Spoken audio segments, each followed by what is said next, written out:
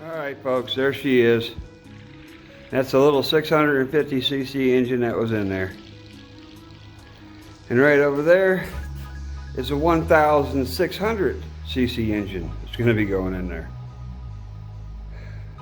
1.6 liter Ford, 4-cylinder, 2-barrel carb. It's going to be a beast. Alright, the 650 is out and the 1600 is about to go in. Kind of tried to power wash that thing off. It's nasty greasy. But it ran when it was parked out here, so we'll see. It's a matter of getting the axles lined up right, getting them welded well, and getting mounts secured for it really good. And then figuring out how to hook up my shifter down there. The clutch I already got figured out. It's going to be easy because that cable has enough extra room that it can come around the back instead of the side like the 650 does.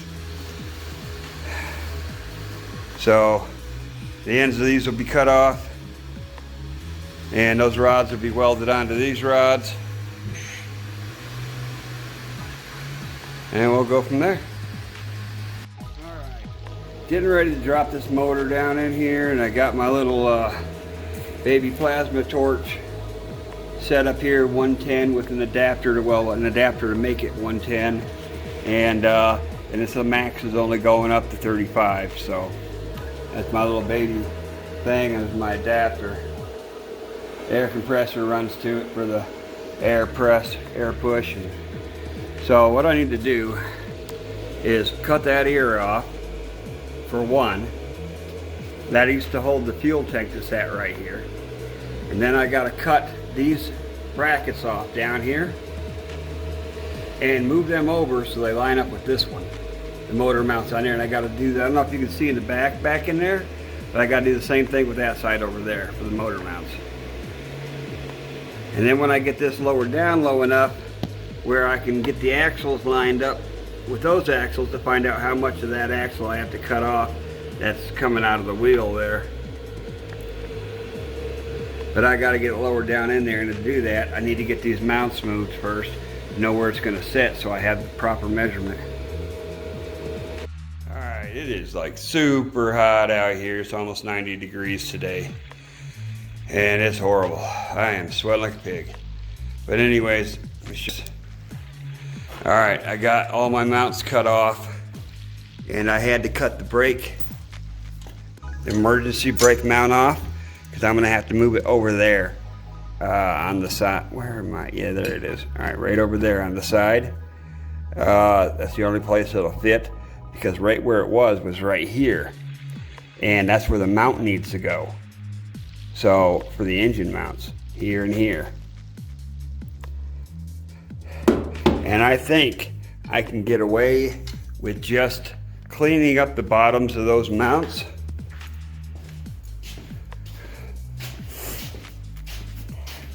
and putting them on the opposite sides, because I need a shorter one in the front and a longer one in the back. And when I measure the distance, it's almost perfect for where I wanted it, but it might sit a little bit lower than where I wanted it. But I think I can fix that too, so I'm not sure. I got some steel plate, some 3/8 steel plate that I could cut a piece off, weld onto the bottom of each one of these, and go ahead and see if I can weld that on. All right, well, there's been tons of minor adjustments on the joiner here. A lot of cutting out little braces that I'm going to have to weld back in a different spot. Some reinforcing in order to make this engine fit. It's been a lot of work, but I think when it's done, it'll be worth it. We'll see. Had to cut out this right here temporarily for now as part of the frame. And these are threaded bolt holes that go on each side here and here. They were for the front engine mount, which they still are going to be. I'm just going to have to weld a bar in here somehow and remount it. And then I had to cut this piece out right here, this triangle piece for now, because when you get the motor sitting the correct direction, the carburetor was actually being smushed in here. It's not sitting where it's supposed to be right now. I got tension on it. It's partially jacked up.